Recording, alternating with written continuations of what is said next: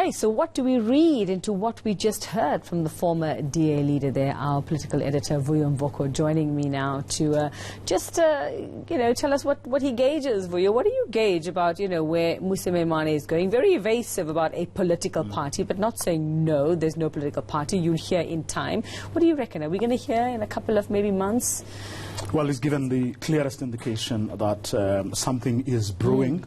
That there is a whole group of people that he is working with on this project. But the exact nature of this project, it would seem he is also still grappling with. But then he says quite a number of other things which should be concerning to anyone who would want to follow him, who would want to go with. One, he says the decision has been to leave the DA has been long in the making. Yeah.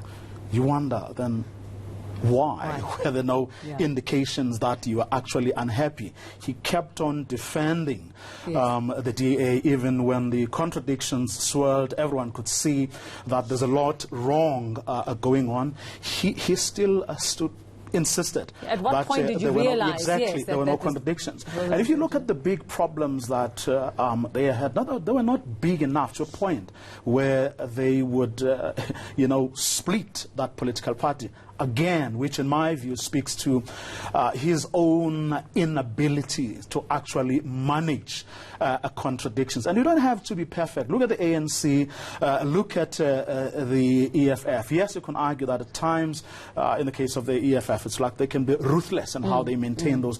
But their leaders are able to actually make sure that they keep their eyes on the ball.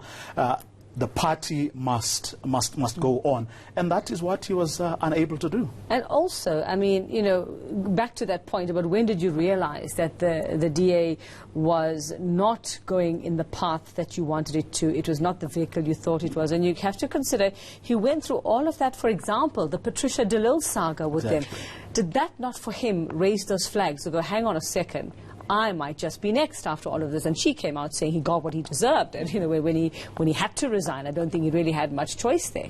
Exactly. I mean, you listen to, yes, everyone knows that Mmusi Maimane was not a uniquely gifted individual. But he was the best thing the DA had. They were better, in my view, with him. And all they needed to do really was to support him and rally behind him. And that doesn't necessarily mean that he is a token leader. It's just that you want the leader who is going to give you the best that you can get under the circumstances. And they had it right all along. And the first black leader they had, they then didn't support as much and as well as they did with all the other leaders that came before him. Helen Zille was far from perfect, but they threw their lot behind her. And that's what they needed to do here in this particular instance. But then, even when it comes to the vision, things like racism and so on, he keeps on saying or suggesting that he actually had this vision. Yeah. But then whenever he had the opportunity to talk about what the DA actually is and how different it is from the rest of the political parties in South Africa, he actually battled to articulate that well.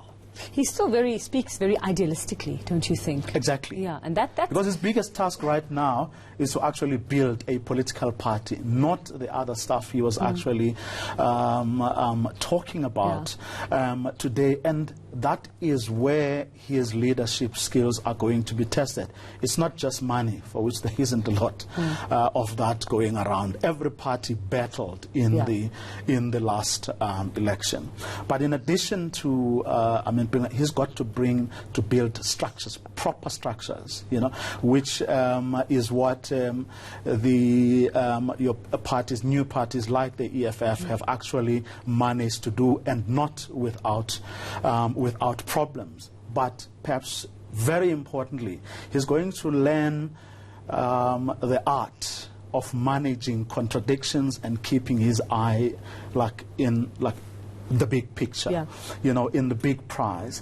And I don't know if he actually excels in any of those things, which then will bring to the next logical question would be, why would any new entity need a Mmusi Maimane to head it? What will he bring to the party, and what lessons has he learned? Now, he's got to figure those things out. I think he's got to go get more in touch first. with real South Africa. He's got to go actually get in touch with what's really happening on the ground in South Africa. Indeed. If he's actually going to do that. And remember, you're talking about an era here where the ANC has actually managed to regain some of the lost ground. It hasn't necessarily self-corrected, as they prefer to say, but it is and remains a very resilient political party. So it's not,